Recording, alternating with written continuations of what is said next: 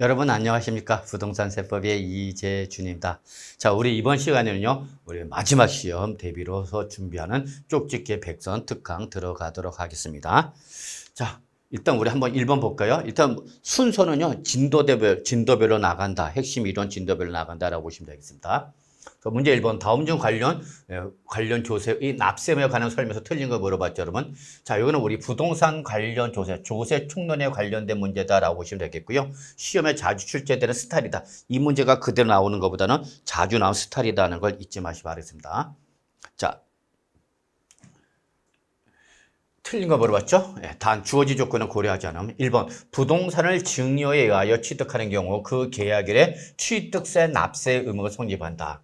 자, 맞는 말인가요, 여러분? 네, 맞는 말이죠. 취득세의 납세의 성립 시기를 물어본 거죠. 그러면 우리는 항상 당해 세목의 성격에 따라서 요 취득세는 무슨 세? 행위세. 따라서 취득이라는 행위가 일어나는데 증여에 의해서 취득했기 때문에 우리는 언제 취득한 걸 보죠, 여러분? 계약일에 취득한 걸 보는 거죠. 그렇기 때문에 바로 이날에 우리 취득세 납세 의무가 성립하는 거죠. 네, 그래서 1번은 맞는 말이라는 걸 뭐 어렵지 않게 확인할 수 있겠네요. 자, 2번 종합부동산세의 결정 고지에도 불구하고 과세표준과 세액을 정부에 신고하는 경우는 납세 의무자가 신고했을 때 납세 의무가 확정된다. 자, 2번은 여러분 납세 의무 확정이죠, 여러분. 그래서 1번은 납세 의무 성립, 2번은 납세 의무의 확정인데 납세 의무 확정은 당해 세목의 부가징수죠, 여러분. 그러면 종합부동산세의 원칙이 뭐죠, 여러분? 정부 부가과세죠. 따라서 세무서장이 종합부동산세를 결정해서 고지서를 보내주는 거죠. 근데 그와 관계시 없이 납세무자가 선택하면 뭐 할 수 있죠, 여러분? 신고 납하시는 거죠. 그래서 이거는 예외죠. 그래서 납세 의무가 납세무자가 예외적으로 신고를 하면 그 신고했을 때 바로 납세무가 확정되는 거죠, 여러분. 예, 그래서 2번도 맞는 말이네, 여러분. 자, 3번 재산세는 과세 기간부터 7년이 되는 날까지 부과하지 아니한 것은 부과세 없다. 요거는 바로 뭐죠, 여러분? 제척기간이죠, 여러분. 제척기간. 그래서 우리 납세 의무 소멸 사유 중에 하나가 바로 제척기간의 만료인데 이때의 그 제척기간을 물어봤죠. 그러면 여러분 우리 재산세의 제척기간을 물어봤죠, 여러분. 그러면 보유세인 재산세, 소방분 지역 자본시설세, 그리고 우리 국세 쪽에서 종합부동산세 제척기간은 몇 년이죠, 여러분? 7년이 아니라 5년이 되는 거죠, 여러분. 예, 그래서 바로 3번이 틀린 말에서 정답이 되는 걸 확인할 수 있겠습니다, 여러분. 자, 그런데 우리 취득세나 등록면허세나 양도소득세는 우리가 이 제척기간이 10년짜리, 7년짜리, 5년짜리로 구분이 된다라는 거 꼭 알고 계셔야 됩니다, 여러분. 아시겠죠? 그래서 부정한 행위로 신고를 하지 않았을 때는 10년, 또는 악질 무신고일 때에는 10년, 단순 무신고 7년, 그 다음에 단순 과소 신고일 때는 5년이라는 거 꼭 좀 구분해 두시기 바라겠습니다, 여러분. 아시겠죠? 자, 4번. 부동산을 50만 원 취득했죠, 여러분. 그러면 그때는 등록면허세 납세 의무가 있다. 맞는 말인가, 여러분? 맞는 말이죠. 부동산을 50만 원이 취득했다는 것은 뭐죠, 여러분? 면세점 적용 대상이죠? 네, 그렇기 때문에 취득세로 과세를 한다, 못한다? 못한다. 그러면 소유권 취득 등기를 하는데 취득세를 과세를 못하면 뭐라도 내라, 여러분? 등록면허세라도 내라, 그 얘기죠, 여러분. 네, 그래서 4번 맞는 말이죠. 자, 5번. 5억 원 이상의 양도소득세의 징수권은 그 신고 납부기한의 다음 날부터 10년 동안 행사하지 아니면 소멸시효가 완성된다라고 했죠, 여러분. 자, 역시 어떤 우리 납세무 소멸 사유 중에 하나가 바로 소멸시효 완성이죠. 자, 그러면 이때 소멸시효는 기본이 몇 년이죠, 여러분? 5년이라는 거 알고 계시죠? 다만 고액일 때는 고액의 국세나 지방세일 때는 더블로 간다. 그래서 여러분 5년 묻고 더블 몇 년으로 간다 그러면 10년으로 간다는 거 꼭 기억해 두셔야죠.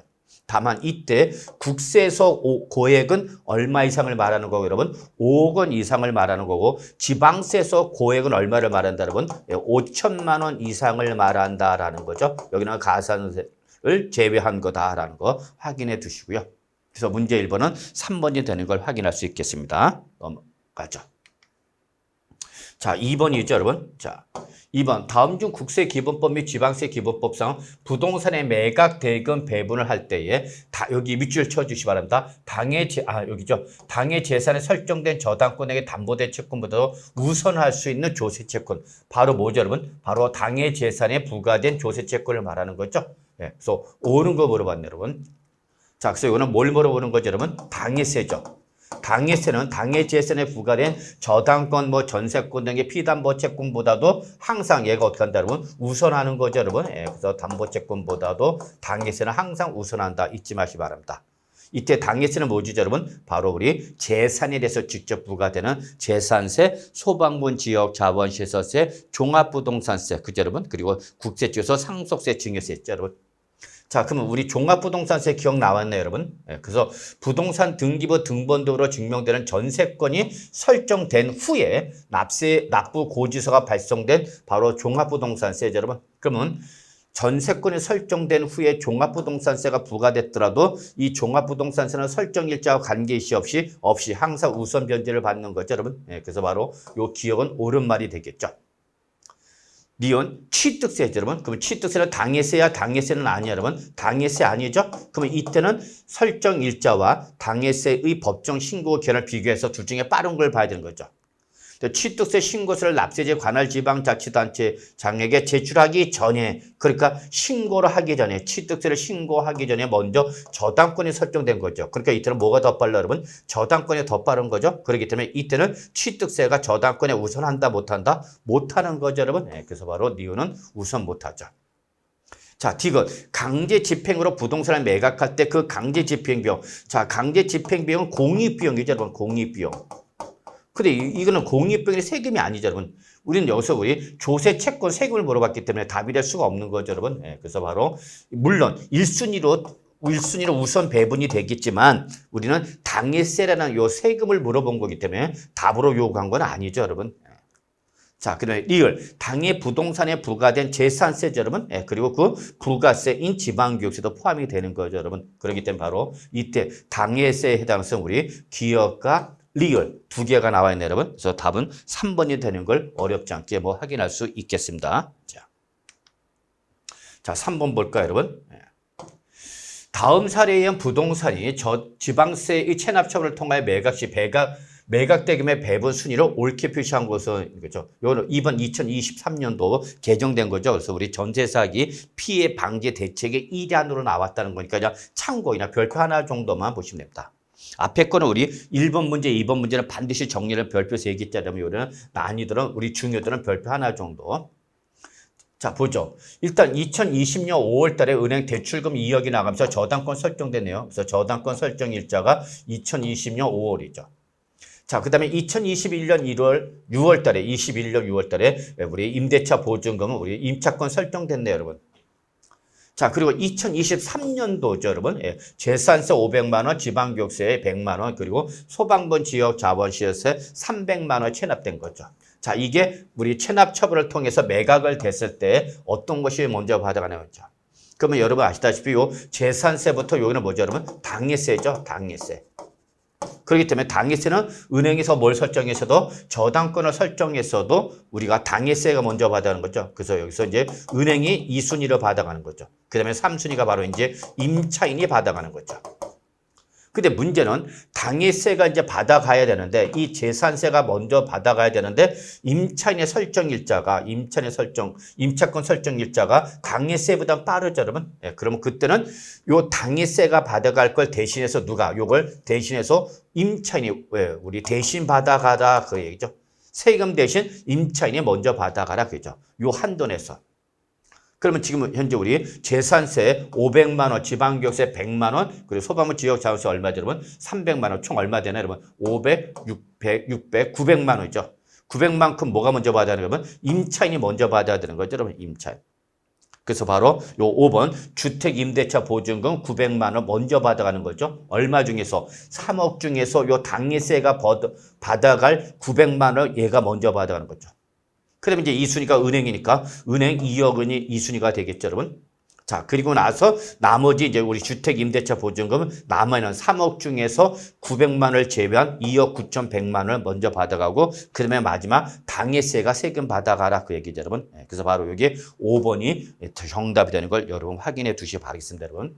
자, 이거는 지방세는 물론 국세도 똑같습니다, 여러분. 국세도 동일하다. 지금 종합부동산세가 부과되는 상태에서 종합부동산세가 부과되는 것도 동일하게 적용되는 거다라는 걸 확인해 두시기 바라겠습니다, 여러분. 아시겠죠? 그래서 이거는 한 번 정도 확인하는데 의미만 두시면 될 것 같습니다. 꼭 올해 시험에 나온다라는 보장은 없지만 출제될 가능성이 높지 않지만 의미 정도는 좀 확인해 두시면 되지 않을까 생각이 됩니다. 자, 다음 문제 풀어보겠습니다. 4번이죠. 자, 4번. 다음은 납세물 성립과 확정식이죠, 여러분. 성립과 확정. 별표 3개짜리죠. 예. 이에 대한 설명이다. 틀린 거 물어봤죠? 예.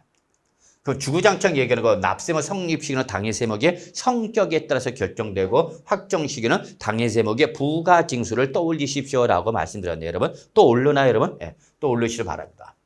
자, 취득세 물어봤네요. 예, 그래서 과세물 걸 뭐할 때 여러분 취득할 때 납세물 성립하는 거죠, 여러분. 예.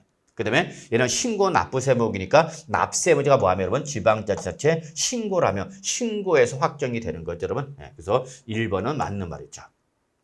자, 2번 소득세죠, 여러분. 얘는 기간세이기 때문에 과세 기간이 끝나는 때 이게 원칙이 되는 거죠. 예, 납세물 성립한다. 맞는 말이죠, 여러분. 그 다음에 전형적인 취득량, 그죠, 여러분? 취득량에는 취득세, 등록물세, 소득세는 다 신고 납부세목이기 때문에 과세관청이 뭐 했을 때, 여러분? 신고했을 때 확정되는 거죠, 여러분. 다만 취득세는 지방세이기 때문에 지방자치단체가 과세권자가 되는 거고 소득세는 국세니까 뭐로 바뀐 거예요, 여러분? 정부로 바뀌었다는 거, 여러분 이런 거 구분하실 수 있죠, 여러분? 자, 3번. 종합부동산세는 과세기간이 끝날 때 납세 성립하다. 뭔 소리예요, 여러분? 과세기간이 끝날 때 납세 성립하는 건 소득세일 때고, 그래서 소득세나 법인세나 부가가치세일 때고, 종합부동산세는 무슨 세니까? 보유세죠, 여러분. 보유세는 언제, 여러분? 바로 과세 기준이죠, 여러분. 그래서 과세 기준에 납세를 성립하는 거죠. 그리고 종합부동산세 원칙이 뭐죠, 여러분? 정부 부가과세이기 때문에 과세권자인 정부가 결정했을 때죠. 신고가 아니라 정부가 결정했을 때 확정되는 거죠, 여러분. 네, 그래서 3번이 틀린 말로서 정답이 되는 걸 확인할 수 있겠습니다, 여러분. 그렇죠? 네. 자, 4번. 재산세, 그죠, 여러분? 그 다음에 소방분 지역 자원시설세. 그래서 여러분, 우리 총 이렇게 외우기는 거죠. 보유세는 항상 과세 기준이고 이 세 가지 이 과세기는 언제죠? 세 가지 다 6월 1일 이때 납세무가 뭐하죠, 여러분? 성립하는 거죠. 근데 재산세나 소방분 지역 자원세는 보통 징수 방법이기 때문에 과세권자가 뭐 할 때죠, 여러분? 결정할 때 확정되는 거죠, 여러분. 예, 그래서 4번도 맞는 말이죠. 자, 5번. 특별징수는 지방소득세죠. 자, 지방소득세인데 앞에 뭐가 붙어서 특별징수하는 그랬죠, 여러분. 그러면 이때 항상 지방소득세는 글자대로 소득세에 대해서 부과되는 지방세이기 때문에 항상 뭘 쫓아간다? 소득세 쫓아가는 거죠. 그래서 그 과세에 표시되는 소득에 대하여 소득세나 법인세 등을 뭐 할 때면 자, 여기 특별징수에 대응되는 국세는 뭐예요, 여러분? 원천징수죠. 예, 그래서 원천징수할 때 납세무 성립하는 거죠. 그리고 특징, 얘는 납세무가 뭐하면 여러분 성립하면 특별한 절차 이시 없이 자동으로 세액이 어떻게 된다, 여러분? 확정된다는 걸 꼭 기억해 두셔야죠. 특히 납세 의무가 성립하는 때 특별한 절차 없이 세액이 확정되는 거요. 원천 징수하는 소득세, 그죠, 여러분? 원천 징수 소득세, 그다음에 특별 징수하는 지방소득세, 그리고 여러분 인지세, 이 세 가지는 여러분 이러한 납세 의무가 성립하면 자동으로 확정이 된다라는 거 꼭 기억해 두셔야 돼요, 여러분. 그래서 납세 의무가 성립하는 때 특별한 절차 없이 세액이 확정되는 거, 원천 징수하는 우리 소득세, 특별 징수하는 지방소득세, 그다음에 뭐 여러분 인지세 꼭 좀 정리해 두시기 바랍니다. 아시겠죠, 여러분? 예. 자, 다음 문제 5번 보겠습니다. 자, 5번. 지방세 기본법상 이의신청과 심판 청구에 관한 설명서 옳지 않은 거 물어봤죠, 여러분? 자, 요거는 뭐냐, 여러분 별표 하나 정도만, 그래서 뭐 출제될 가능성 높지는 않지만 그래도 기본적인 내용 한번 확인하고 넘어가도록 하죠.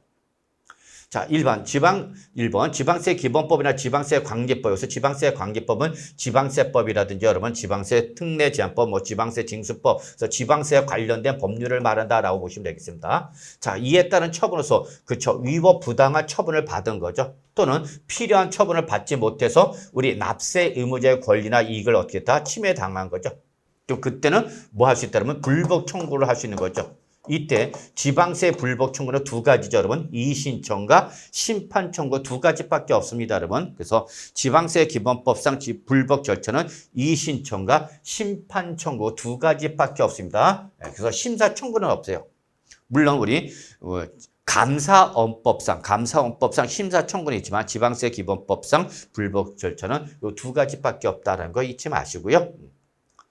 그다음에 2번 지방세 기본법에 따른 통고 처분 밑줄 여러분 또는 과태료 부과 처분 이런 것은 우리 불복 청구 대상이 되지 아니합니다, 여러분. 그래서 우리 포함되지 아니한다. 청구 대상이다 아니다라는 걸 좀 확인해 주시고요.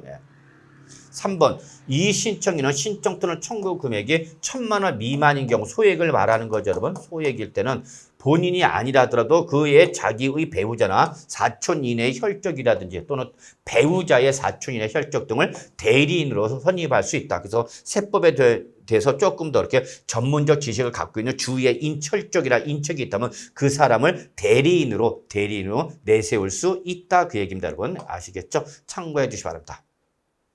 5번 이 신청을 받은 지방자치단체장이죠. 그래서 여러분 이 신청은 여러분 우리 지방자치단체장한테 하는 거고요. 그 다음에 심판 청구는 조세 심판원장한테 하는 겁니다, 여러분. 그래서 어디다 청구를 하는 거냐에 따라서 이 신청과 심판 청구로 구분되는데 이 신청은 해당 그 지방세를 부과한 지방자치단체장한테 신고를 하는 겁니다.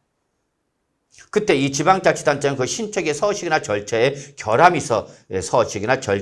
있어서 또는 불복 사유를 증명할 자료가 미비가 되거나 그래서 심의할 수 없다고 인정될 경우는 자 동그라미 여러분 20일간의 보존 기간을 정해서 문서로 그 결함의 보존을 요구할 수 있습니다. 야 여기 좀 형식상 서류 어떤 하자가 있다. 또는 너 어떤 자료가 빠져있다. 이거 빨리 보충해 고쳐라고 보존할 수 있는 기간을 줍니다. 그게 보존기간이 기본이 20일인데 이 보존기간은 보통 결정기간 즉 접수를 받은 날부터 90일 이내에 보통 결정기간은 90일 이내가 되어 있습니다. 여러분 신청기한과 결정기한은 보통 90일 이내다 보시면 되겠고요. 그 결정기간은 이 보존기간을 포함하지 않는다라는 거 참고해 두시기 바라겠습니다. 여러분 아시겠죠? 5번 이 신청을 거치지 아니하고 바로 심판 청구를 할 수는 없으나 심판 청구를 거치지 아니해도 행정소송을 제기할 수는 있다라고 여러분 틀린 말이 되겠습니다, 여러분. 그래서 뭐가 틀리냐면 이 신청은 여러분 선택적 절차입니다. 그래서 하려면 하고 말려면 마는 겁니다. 이 신청 안 해도 됩니다. 그러나 반드시 뭐 해야 되냐? 심판 청구는 필수적 절차입니다. 반드시 이 심판 청구 절차를 거쳐서 여기서 패소가 되어야만 행정소송을 제기하는 우리 지방세법도 최근에 우리 행정심판 전치주로 바뀌었습니다. 그래서 국세는 원래 행정심판 전치주에 있는데 최근에 와서 우리 지방세도 국세에 따라서 행정심판 전치주를 밟기 때문에 반드시 뭘 해야만 심판 청구를 거쳐야만 행정소송을 제기할 수가 있다라는 걸 주의해 주시기 바랍니다, 여러분. 그래서 5번 그래서 꼭 기억할 것은 이 신청은 선택적 절차다. 해도 되고 안 해도 좋다. 그러나 반드시 뭐는 심판 청구는 해야 된다 안 된다. 해야 된다. 여기서 심판 청구를 해서 패소를 해야만 뭘 할 수 있다? 행정소송을 제기할 수 있다라는 거죠, 여러분. 아시겠죠, 여러분? 그래서 5번이 틀린 말로서 정답이 되는 걸 한번 확인해 보겠습니다, 여러분. 예. 자, 이렇게 보죠. 다음 문제 보겠습니다. 6번이죠. 자, 부동산 활동에 따른 조세 분류죠, 여러분. 별표 하나 정도만 표시해도 큰 무리는 없겠습니다. 옳은 것은 몇 개인가 물었죠. 자, 1번 지방소득세죠, 여러분. 지방소득세는 지방소득세 쫓아가는 지방세입니다. 그랬죠? 그래서 얘는 취득과 보유 단계에서 부과한다. 그런데 지방교육세는 부가세죠, 여러분. 얘는 부동산의 보유와 처분 단계에서 부과된다. 그런데 맞아서 틀려서 여러분 틀렸죠, 여러분. 바로 요 지방소득세가 보유와 처분 단계에서 발생하는 거고 지방교육세가 취득과 보유 단계에서 발생하는 거죠, 여러분. 그래서 첫 번째 지문은 틀린 지문이 되겠네요. 자, 그 다음에 두 번째 재산세, 지역자본시설세, 종합부동산세. 항상 우리 부동산세법에서 말하는 지역자본시설세는 소방분 지역자본시설세라는 걸 잊지 마시고요. 그래서 재지정은 보유세죠. 그래서 무슨 단계에서 여러분? 보유하는 단계에서 부과되는 거죠. 그래서 둘째 지문은 맞는 말이 되겠네요, 여러분. 그 다음에 세 번째 농어촌 특별세 부가가치세 농부죠, 여러분. 예, 이거 말고도 여러분 인지세도 여러분 포함이 되는 겁니다, 여러분. 자꾸 인지세 갖고 시비를 거는 분이 계신데 여러분 인지세도 여러분 농어촌 특별세 부가세 똑같이 취득, 보유, 처분 모든 단계에서 부과된다라는 걸 잊지 마시기 바라겠습니다, 여러분. 아시겠죠? 그래서 세 번째 질문 맞는 말이고. 자, 네 번째 부동산을 양도하는 자가 개인이다라고 하는 거죠, 여러분. 그럴 때는 개인일 때는 소득세가 부과되는 건데 이때에 그 소득세 중에서 종합소득세냐 양도소득세는 사업행위 여부에 따라서 달랐죠. 그래서 사업행위로 양도를 할 때는 종합소득세, 사업행위가 아닐 때는 뭐가 되는 거 여러분? 양도소득세로 간다라는 거 잊지 마시기 바랍니다. 여러분 아시겠죠? 그래서 이것도 맞는 지문이 되는 거죠. 그래서 지금 옳은 지문은 두 번째, 세 번째, 네 번째 세 개 이 지문이 옳은 거기 때문에 세 개 답은 4번이 되는 걸 뭐 어렵지 않게 확인할 수 있겠습니다, 여러분. 그렇죠? 자, 요 정도로 여러분 가볍게 확인하고요. 다음 문제 풀어보겠습니다. 7번이죠. 자, 2023년 국내 소재 부동산과 관련된 조세의 설명으로 다음 중 옳지 않은 거 물어봤죠, 여러분. 그래서 오늘 주로 우리 이번 2023년 주로 개정된 걸 위주로 해서 한번 물어보는데 한번 보죠.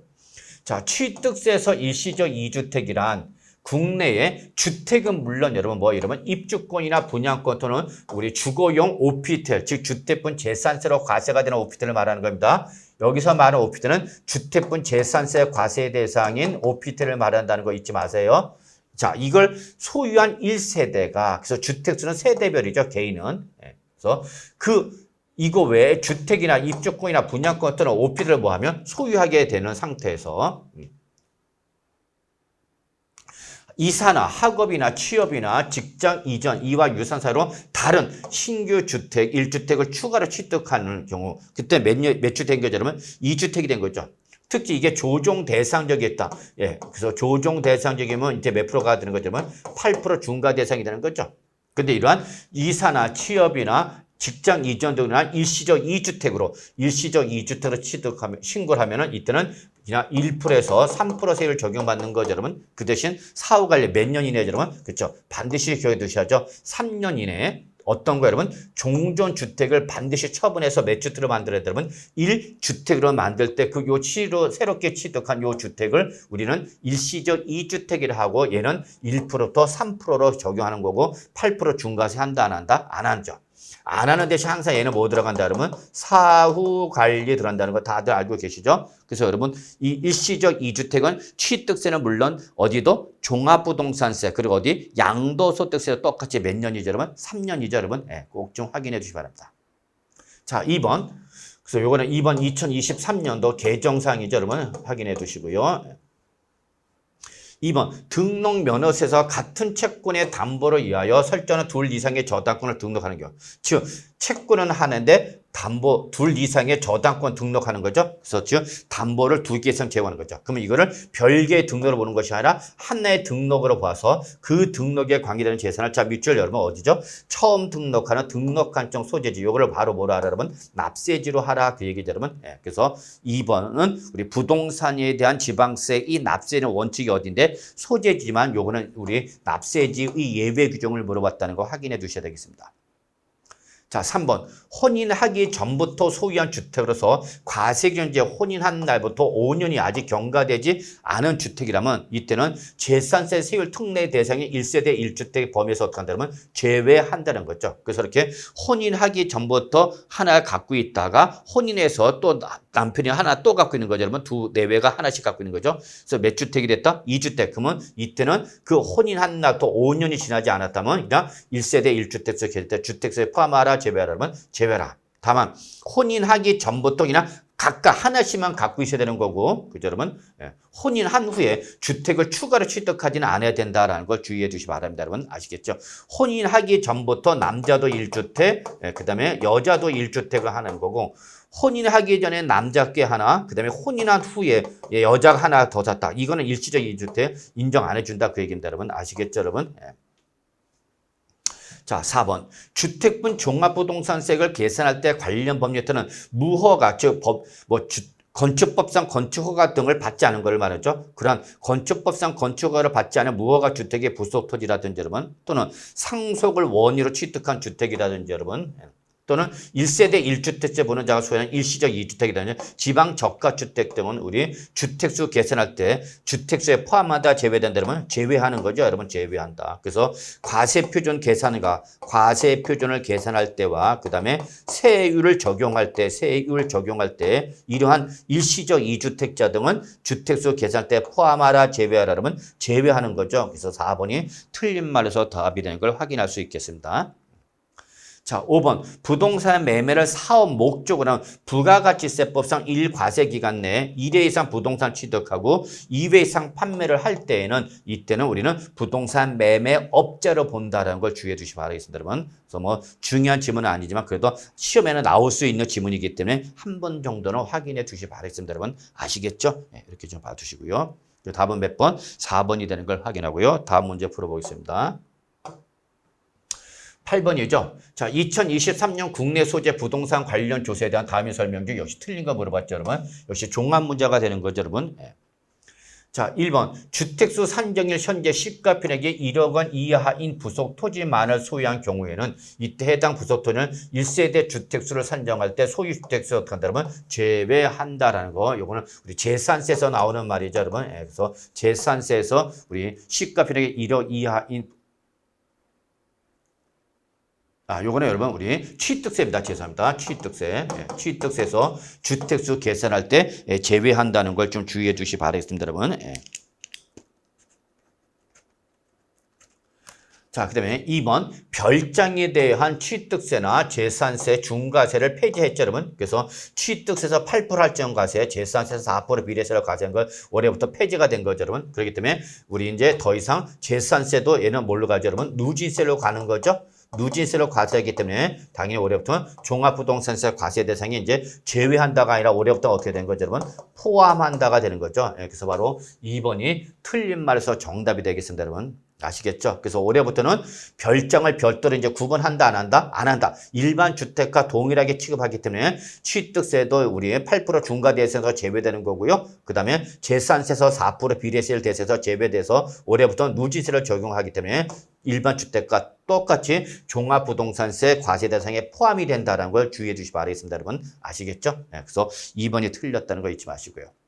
자, 3번. 종합소득이나 퇴직소득에 대한 개인지방소득세, 확정신고세액이라든지요. 또는 부동산 매매업자 이 매매 차익에 대한 개인지방소득세가 각각 얼마 초과하면 100만 원 초과하면 이때는 그 세계 일부를 2개월 이내에 뭐 할 수 있죠, 여러분? 분할 납부할 수 있다라는 거, 여러분. 그래서 이게 이번 2023년에 신설된 규정이거든요. 뭐 시험에 나올 만큼 매우 중요한 건 아니지만 그래도 한 번은 좀 보고 들어가시기 바랍니다, 여러분. 그래서 개인지방소득세도 얼마 초과하면 여기는 100만 원 초과입니다, 여러분. 100만 원 초과 때는 2개월 이내 분할 납부할 수 있다는 거 한 번 정도 들어보고 가시기 바라겠습니다.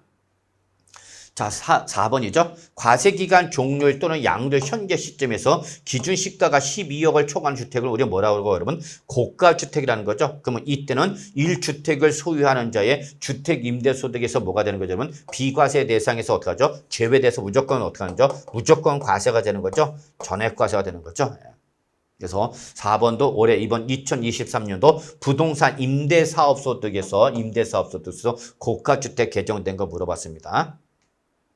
5번 배우자나 직계 존비속으로부터 2023년 이후에 증여받은 자산을 10년 이내에 타인에게 양도를 할 때에는 그 우리 뭘 적용하지 그러면 증여 이월 과세가 적용되는 거죠. 그래서 증여 이월 과세나 증여 후 양도라는 부당행위 계산 부인 규정을 적용할 때에 올해부터는 이제 적용 기간이 몇 년? 5년에서 10년으로 연장됐다는 거 알고 계시죠, 여러분? 그럴 때는 바로 이때는 양도가액에서 차감하는 취득가액은 배우자 등이 당초 취득할 당시의 금액을 취득가액으로 해서 우리 공제를 하는 것이 바로 증여 이월 과세와 증여 후 양도 규정이죠, 여러분. 그래서 맞는 말이라는 걸 확인할 수 있겠습니다. 그래서 8번은 답이 2번인 걸 다시 한번 말씀드리고요. 다음 문제 넘어가겠습니다. 9번이죠. 자, 2023년 국내 소재 부동산과 관련된 조세의 설명이다. 틀린 거 물어봤죠, 여러분. 역시 종합 문제가 되겠네요, 여러분. 1번 취득세에서 법인이 합병이나 분할에 의하에 따라 부동산을 뭐하면 취득하는 경우는 이때는 유상승계 취득세를 지금 몇 프로 여러분? 4% 적용하는 거죠, 여러분. 이것도 역시 이번 2023년도 개정된 거 한번 확인하는 의미를 갖고 있습니다. 1번 맞는 말. 2번 광어권이나 어업권이나 양식어권 취득에 대해서는 우리 등록면허세 등기 등록 과세 대상에 어떻게 한다? 포함합니다. 그랬죠, 여러분. 그래서 여러분 광어양에 대해서 원시 취득을 하게 되면 최초로 등록 같은 지방세 특례 제한법에서 면제를 받기 때문에 취득세를 안 내게 됩니다. 그러다 보니까 등록면허세를 내게 하는 길을 터주는 거죠. 자, 3번. 재산세 이 과세 표준을 산정하는 경우 1세대 1주택으로 인정되는 주택에서 시가평액이 9억을 초과하는 주택을 포함해서 이때는 시가평액에 따라서 3억 이하일 때, 3억 초과 6억 이하일 때, 또 6억 초과로 구분해서 우리 공정시장가율이 43%, 44%, 45%의 공정시장가율을 적용한다는 거 꼭 기억해 두셔야죠, 여러분. 그래서 재산세 공정시장가율 매우 중요하죠. 그래서 토거는 몇 프로 여러분? 70%, 주택은 몇 프로죠 여러분? 60%죠. 그때 그 60%의 예배가 바로 요 누구며 여러분? 1세대 1주택으로서 시가평액이 9월 초과하는 걸 포함해서 시가평액에 따라서 3억 이하일 때는 43%, 3억 초과 6억 이하일 때는 44%, 6억 초과일 때는 45%의 공정시장가율을 적용한다는 거 꼭 좀 기억해 주시기 바라겠습니다. 여러분 아시겠죠? 5번 종합부동산세에 대하여는 무신고 가산세는 적용하지만 과소신고 가산을 적용하지 아니한다는데 맞아서 틀렸어 여러분. 틀린 말이죠. 거꾸로 됐죠 여러분. 무신고 가산세는 적용을 하지 않죠. 그러나 과소신고 가산은 적용하죠. 그래서 바로 4번이 틀린 말서. 그래서 종합부동산세는 원칙의 정부 부가과세이기 때문에 신고 자체를 안 하는 거죠. 그래서 무신고 가산세가 적용될 여지가 없죠. 근데 굳이 납세문자 선택해서 신고를 하는 과정에서 과소신고를 했던 그때는 과소신고 가산세 10%는 부과되는 거죠, 여러분. 그래서 20%의 무신고 가산세는 적용되지 않지만 10%의 과소신고 가산세는 적용된다는 걸 기억해 두시기 바라겠습니다, 여러분. 아시겠죠?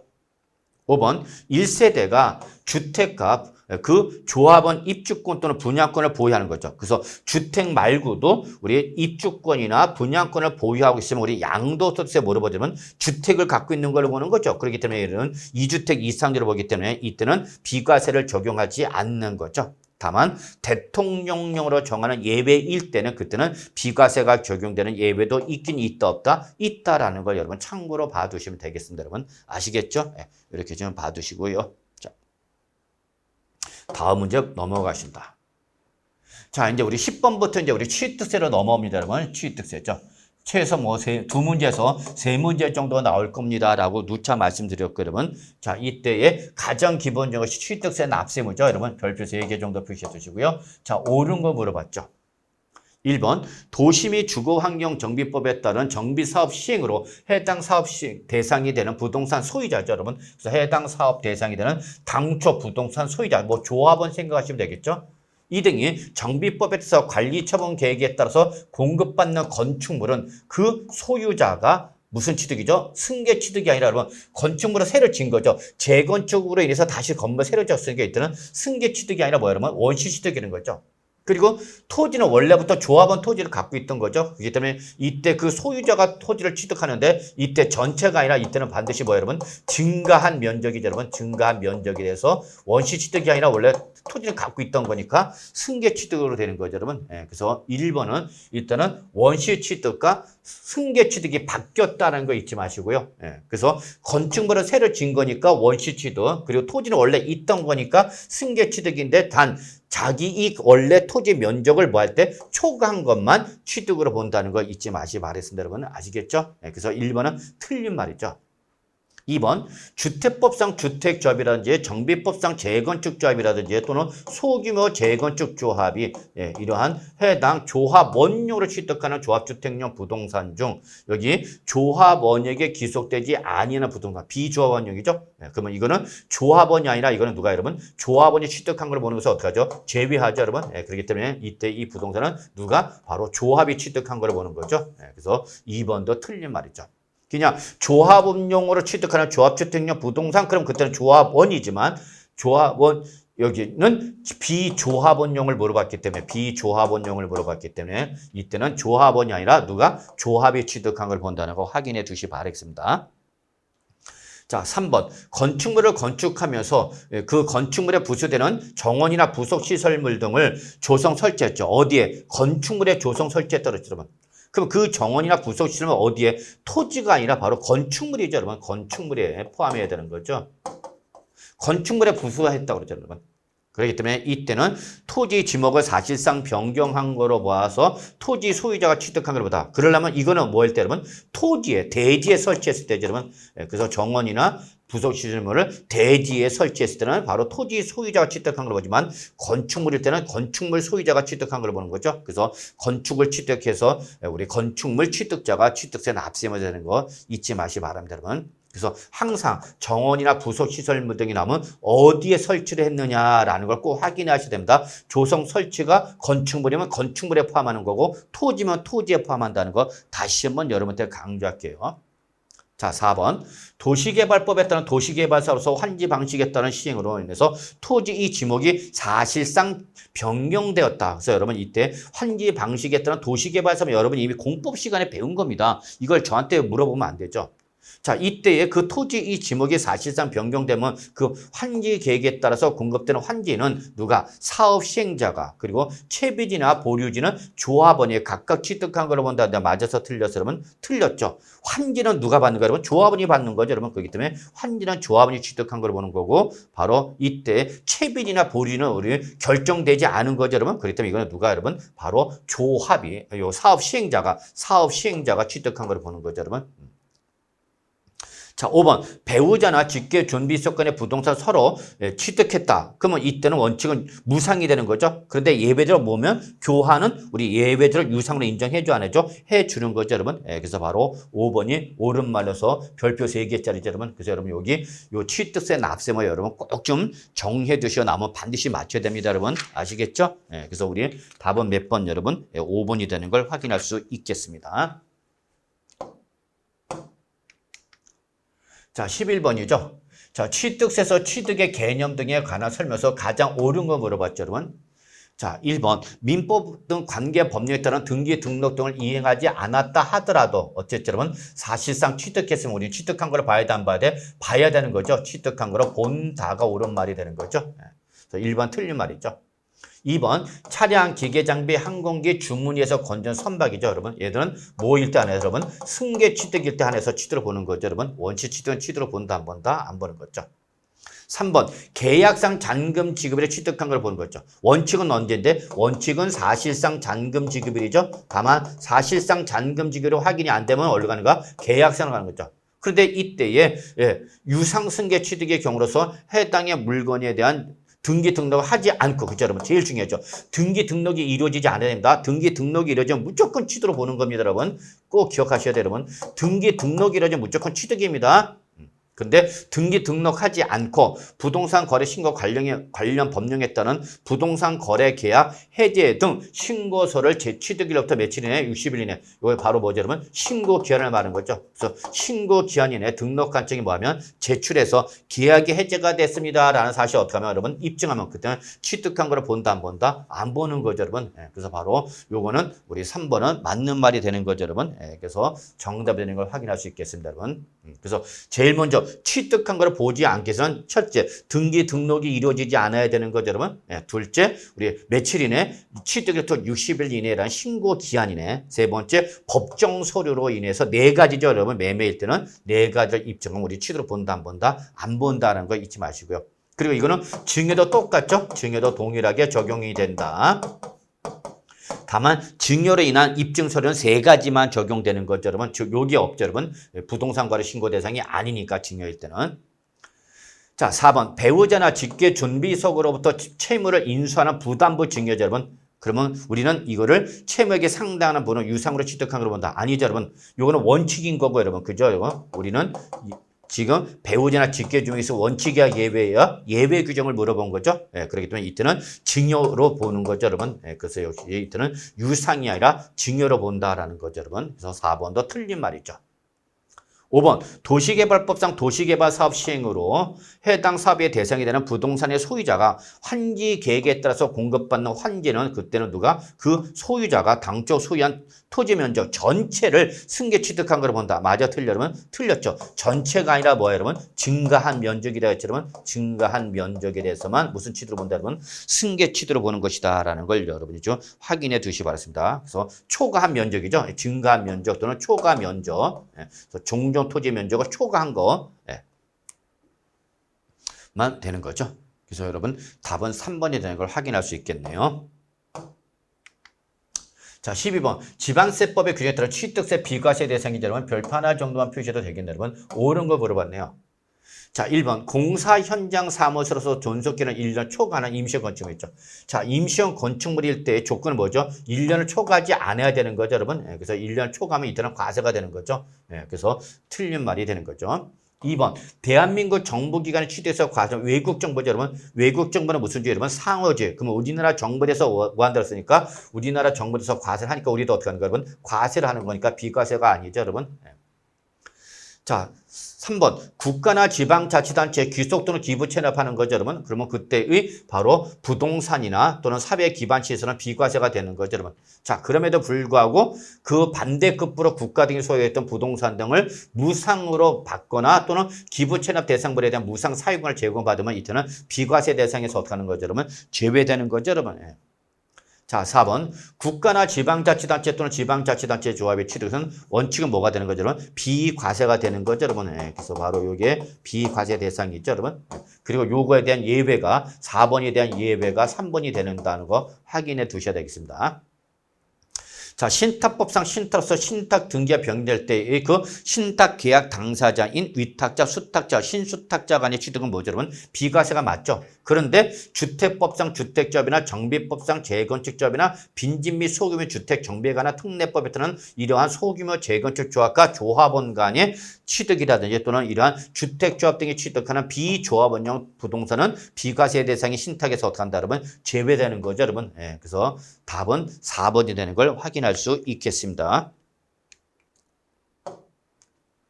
자, 13번이죠. 자, 이번에는 취득 시기를 물어봤죠, 여러분. 자, 요거는 별표 2개 정도. 그래서 취득세 취득 시기에 별표 2개 정도 표시하면 되겠네요. 틀린 거 물어봤죠? 자, 개인 간의 매매에 의한 취득의 경우로서 부동산 거래 신고 등에 관한 법률에 의하여 부동산 거래 신고를 할 때는 계약상 잔금이다. 맞나요, 여러분? 네, 무조건이 있죠. 맞아서 틀려서 틀렸죠. 이게 올해부터. 그래서 올해부터 무조건 뭘로 가는 거죠? 사실상으로 가는 거죠. 네, 그래서 개인 간의 매매에서 부동산 거래 신고를 했더라도 올라가는 거 여러분 사실상 잔금 지급일로 가는 거죠. 다만 요 사실상 잔금질이 확인이 안 된다라고 하면 그때는 이제 일로 오는 거죠, 여러분. 그래서 요 계약상 잔금질은 원칙이야 예외야, 여러분. 예외죠. 원칙은 뭐야, 여러분? 사실상 잔금 지급이라는 거 다시 한번 강조할게요, 여러분. 그래서 1번이 틀린 말로서 본 문제 정답이 되는 걸 확인할 수 있으리라 봅니다. 자, 증여등록이나 무상취득이죠, 여러분. 그러면 언제죠? 계약일이죠. 다만 등기를 하지 아니하고 취득일로부터 며칠 이내 60일 이내에 우리 행정안전부령으로 정하는 계약 해제 신고서 등에 의해서 계약이 해제가 됐다라는 사실을 어떻게 하면 여러분 입증하면 그때 취득으로 본다 안 본다? 안 보는 거죠, 여러분. 그래서 2번 맞는 말이죠. 자, 3번. 건축물을 건축하거나 개수하여 취득했다. 그러면 무슨 취득을 보는 거죠, 여러분? 원시 취득을 보는 거겠죠? 그래서 이때는 사용 승인서를 내주는 날을 하는 거죠. 다만 사용 승인서를 내주기 전에 임시 사용 승인을 받았다. 그럼 그때는 승인이 되는 거죠. 그리고 사실상 사용을 비교해서 이 중에서 어떤 날로 가면 되는 빠른 날로 가면 되는 거죠, 여러분. 4번. 매립이나 간척 등으로 토지를 뭐였죠? 원시 취득했죠. 토지는 일반적으로 승계 취득인데 예외적으로 매립이나 간척 등으로서 원시 취득했다. 그때는 언제죠, 여러분? 공사, 중고, 인가일로 간다는 거 잊지 마시기 바랍니다, 여러분.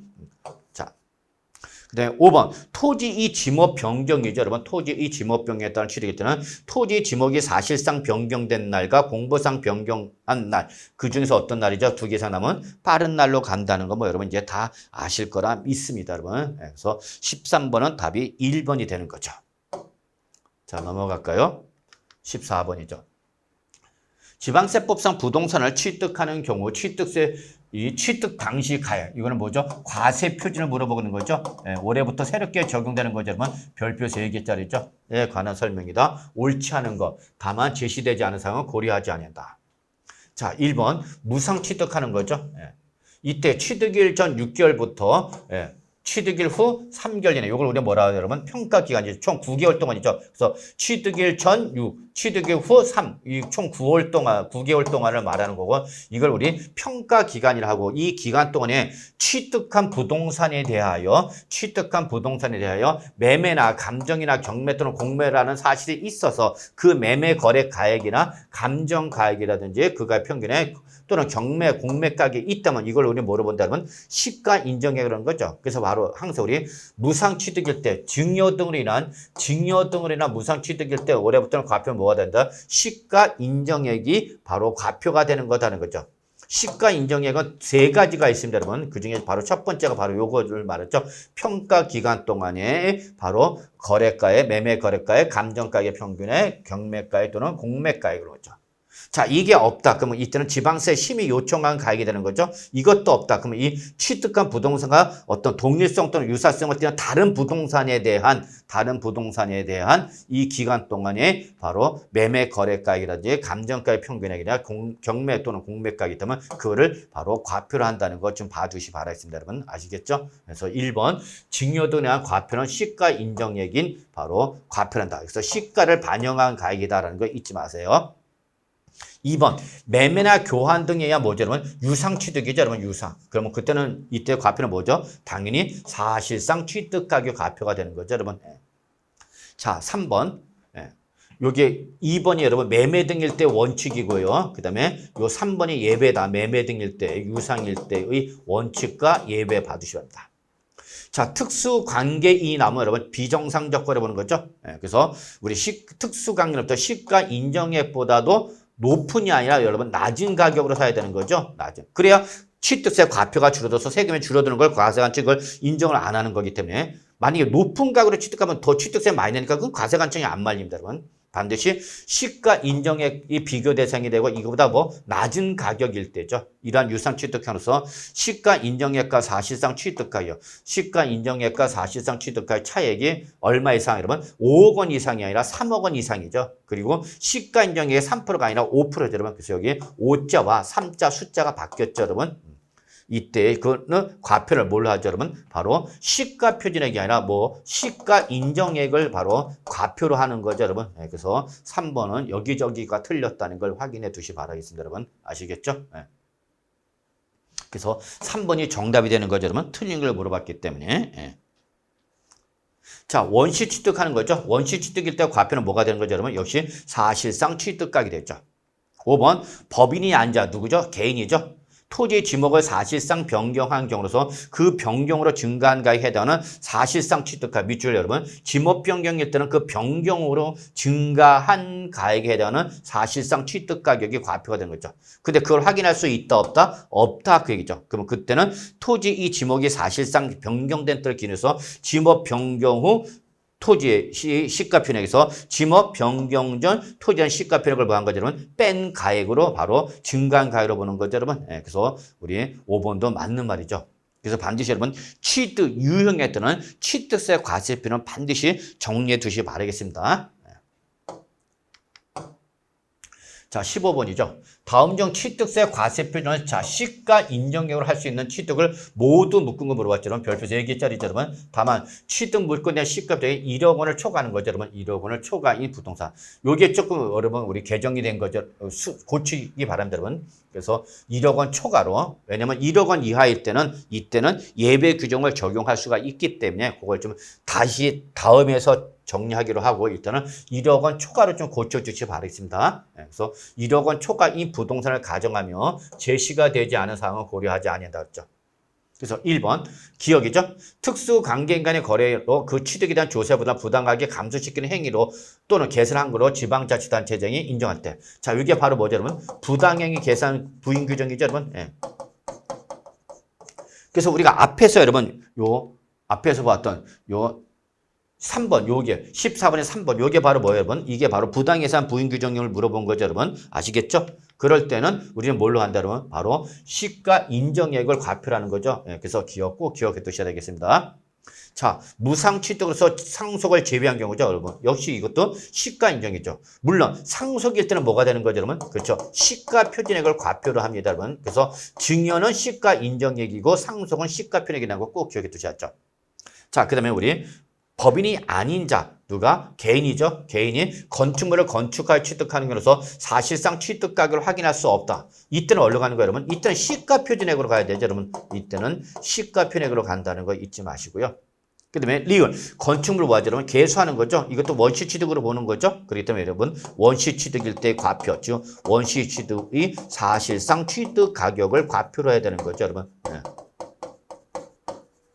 그래서 결국은 시가 인정을 할 수 있는 것은 요 기업과 니은 두 가지밖에 없네요, 여러분. 그래서 1번이 정답이라는 걸 확인할 수 있겠습니다, 여러분. 아시겠죠? 자, 그래서 이번 시간은 여기까지 하도록 하겠습니다.